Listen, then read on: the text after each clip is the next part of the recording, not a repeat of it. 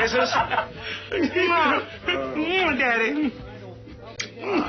Love ya. Hey everyone, I'm Rebecca and welcome to Watch Mojo. Today we're counting down our picks for the top 10 unscripted Jim Carrey moments that were left in the movie. Wait. Let me do that one more time.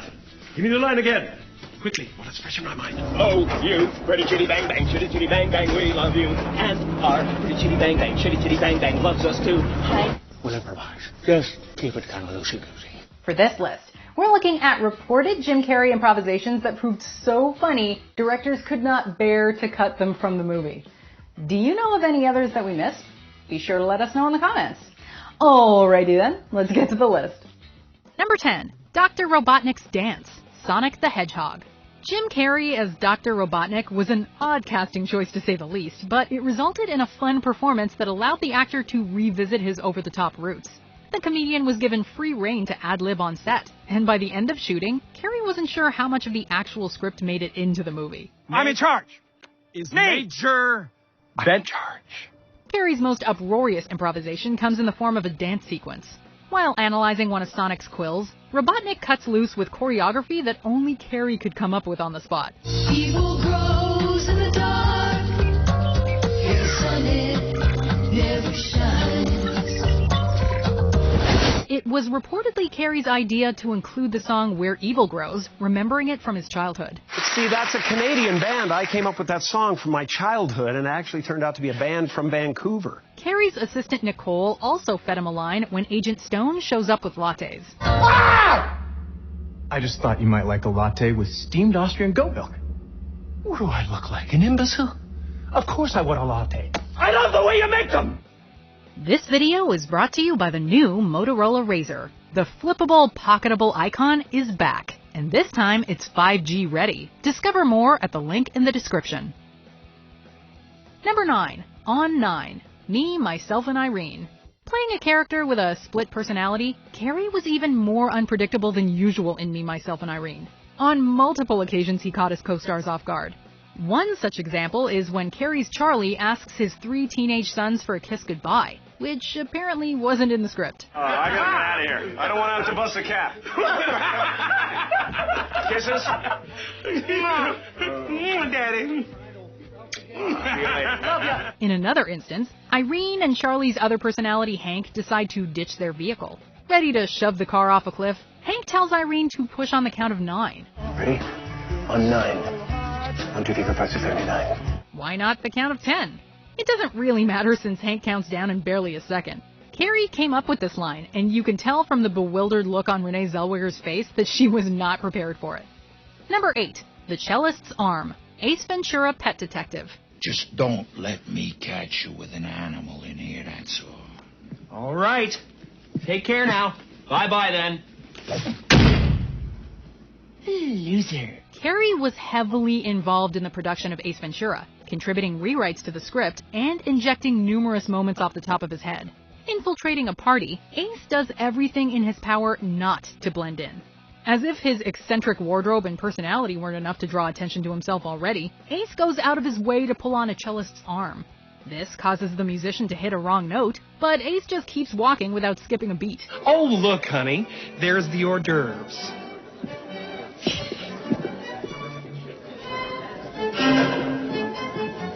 Carrey threw in this random moment without preparing anyone, least of all the cellist. Even when given the most straightforward direction, Carrey can't resist sprinkling in something extra. I'm gonna execute a button-hook pattern super slow-mo.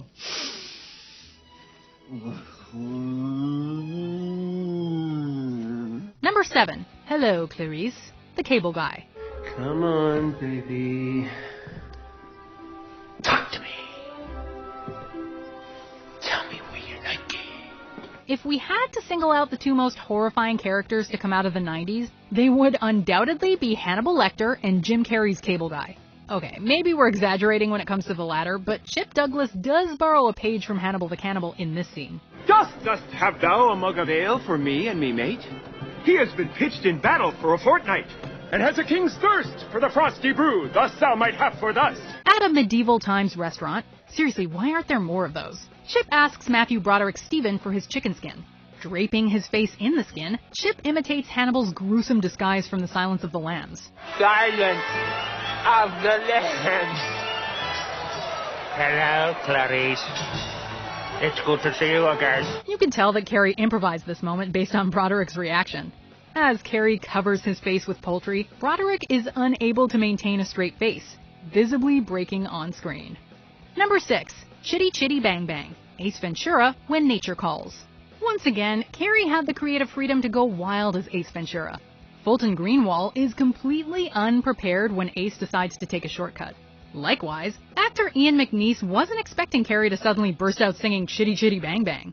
Having forgotten his lines, Carrey ad-libbed with the theme from the Dick Van Dyke musical adventure. Oh, you, pretty chitty bang bang, chitty chitty bang bang, we love you. And our pretty chitty bang bang, chitty chitty bang bang loves us too. Hi. Way to make an already stressful situation even more unhinged.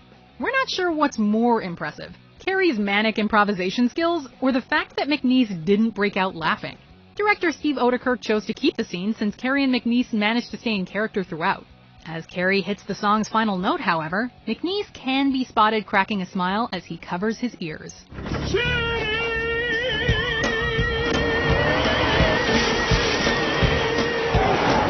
Number 5. Directing Max. How the Grinch Stole Christmas. As the Grinch, Carrey concocted much of his dialogue, including his 6:30 dinner line. 5:30, jazzercise. 6:30, dinner with me. I can't cancel that again.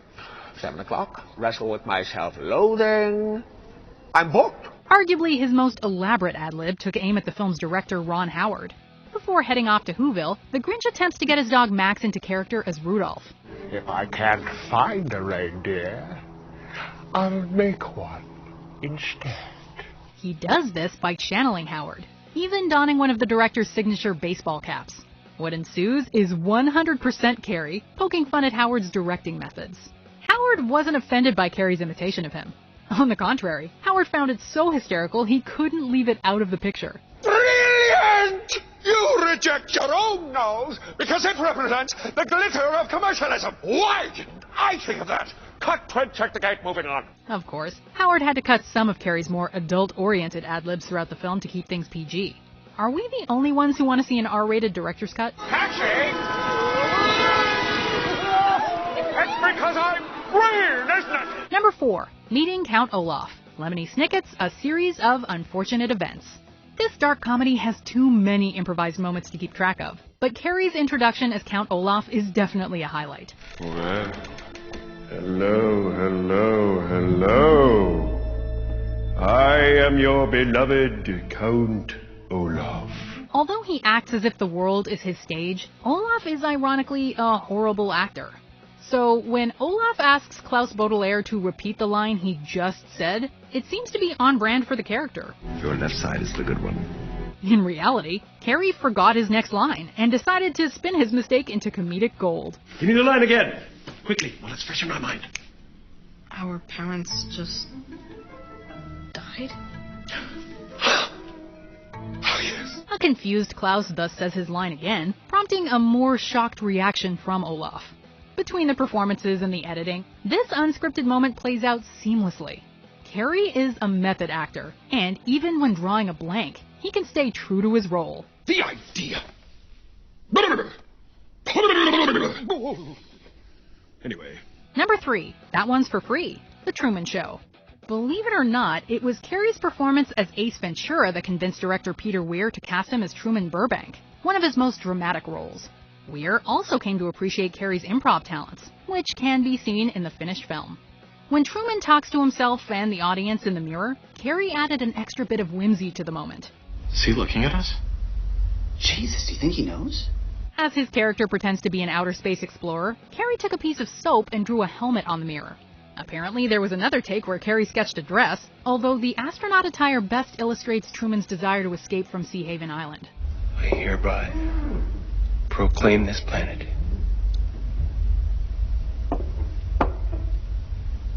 Trumania of the Burbank Galaxy. Okay. Gonna go? Hallway camera ready.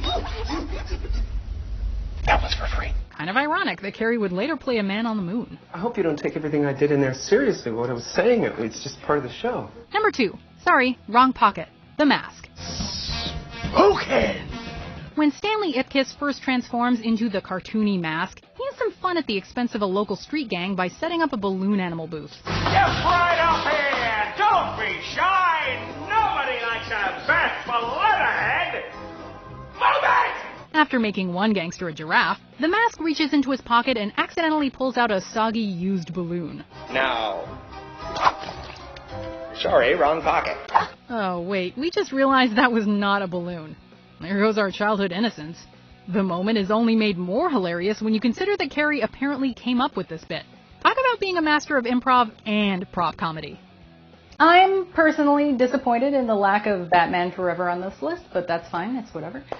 Anyway, we have some honorable mentions before we get to our number one unscripted Jim Carrey moment that was left in the movie. Losing lisp. The cable guy. Carrey forgot to speak with a lisp and rolled with it. You're gonna have to do better than that, Steven!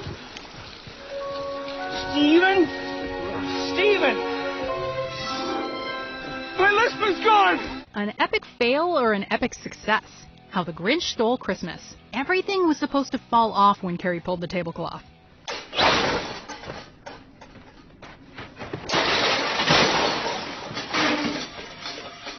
Scenes with Milo. The Mask. Many of Carrey's scenes with the dog were ad-libbed. Remember how I taught you not to jump up on people? Forget all that. Okay, come on. Get moving. Before we continue, be sure to subscribe to our channel and ring the bell to get notified about our latest videos. You have the option to be notified for occasional videos or all of them. If you're on your phone, make sure you go into your settings and switch on notifications. Number 1. The most annoying sound in the world. Dumb and Dumber. Hey, I guess they're right. Senior citizens, although slow and dangerous behind the wheel, can still serve a purpose. I'll be right back. Don't you go dying on me! It shouldn't come as a surprise that Carrey was entirely responsible for some of the funniest lines in this cult comedy classic. While exiting the hotel lobby bar, Carrey injected Lloyd's priceless reaction to landing on the moon, which had been old news for 25 years by that point. No way. That's great. We landed on the moon! Carrey's most notable contribution, however, comes during an already obnoxious car ride. Stuck between Harry and Lloyd, hired goon Mental is on the verge of cracking. So naturally, Lloyd tries to ease tensions by making the most annoying sound in the world. Want to hear the most annoying sound in the world? Guys!